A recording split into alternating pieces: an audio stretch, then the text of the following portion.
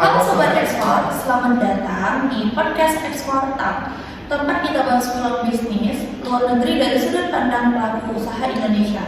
Di podcast kali ini, kita bakal kupas tentang potensi ekspor briket ke Jepang. Apa sih sebenarnya yang bikin Jepang jadi pasar menarik untuk produk briket Indonesia? Yuk kita bahas. Tapi sebelum itu perkenalkan, nama saya Anissa Zeki Mediana selaku host dan teman saya. Perkenalkan, nama saya Ilham Fento sebagai co-host. Dan bersama kita telah hadir narasumber pada malam hari ini, yaitu di samping saya Andreas Alfredo Pau, dan saya ditemani dan saya Meda Hidayati. Nah, untuk memulai percakapan kita pada malam hari ini, saya ingin tahu sedikit tentang seperti apa sih ekspor briket dan pasar itu di Jepang. Kalau untuk produk briket sendiri, produk briket ini merupakan bagian dari tujuan negara Jepang untuk menggunakan bahan bakar alternatif. Yang dimana produk briket kita ini adalah produk yang sangat ramah lingkungan dan juga ekonomis. Dan untuk pasarnya sendiri, pasar briket ini didominasi oleh lingkungan, industri dan juga pasar-pasar rumah tangga. Yang dimana produk ini digunakan untuk acara barbecue, habis itu untuk usaha-usaha yakiniku. Jadi untuk pasarnya di Jepang sendiri bisa dibilang mendominasi, yang dimana juga briket kita ini kan terbuat dari tempurung kelapa dan juga serbuk kayu. Oke, tadi Bang Andreas sudah menjelaskan tentang pasar dan briket di Jepang. Nah, pertanyaan itu kami, kelebihan apa sih briket di Indonesia itu? Apa kelebihannya? Oke, kita akan membahas kelebihan briket Indonesia gitu ya. Jadi kualitas unggul dari briket Indonesia ini sudah memiliki verifikasi di pasarnya Jepang sendiri. Dan produk kita ini memiliki standar kualitas yang tinggi dan menghasilkan panas yang stabil. Oke. Selanjutnya itu dari segi harga ya, harga yang dari Indonesia ini relatif kompetitif untuk bersaing di pasarnya di Jepang.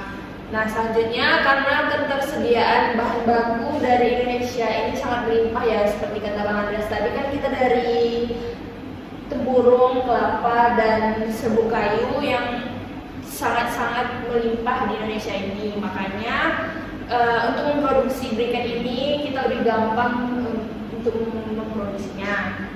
Selanjutnya keberlanjutan dan ramah lingkungan. Briket kita ini sangat ramah lingkungan karena kita menggunakan bahan-bahan baku yang alami seperti yang saya jelaskan tadi. Dan briket kita ini tentunya sudah terverifikasi di standar internasional. Wow, keren ya berarti kelebihannya. Ya, betul sekali. Wow, sangat menarik ya percakapan kita pada malam hari ini. Nah, selanjutnya saya ingin bertanya, apa sih persiapan dan legalitas dalam ekspor briket itu ke Jepang? Kalau untuk persiapan kita harus memenuhi standar-standar yang dimiliki oleh Jepang sendiri.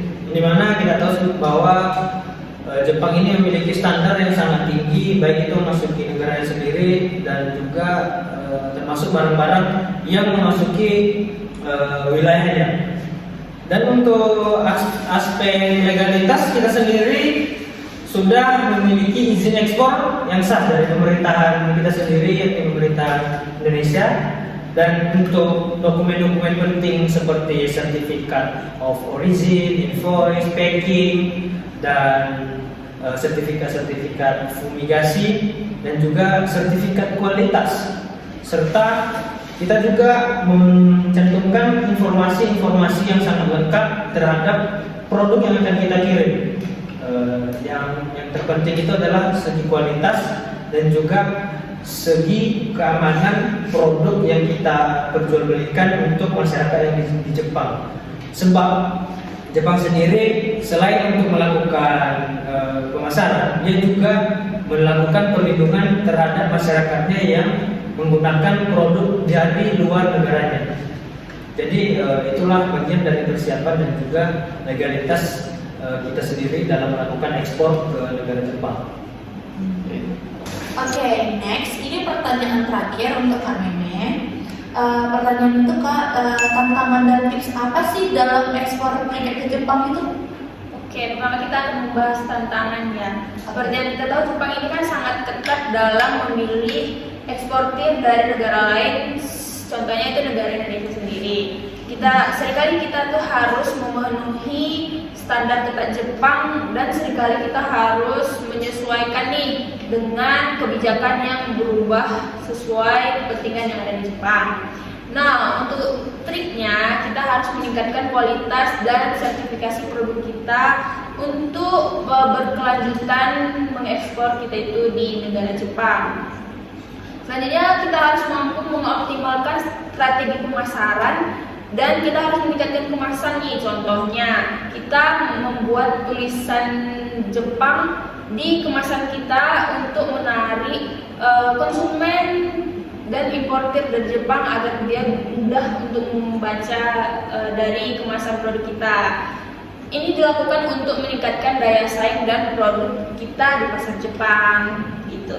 Oke, itulah pembahasan kita tentang ekspor briket ke Jepang. Oke, semoga podcast ini membuka wawasan untuk para penonton tentang ekspor ke Jepang. And see you next time.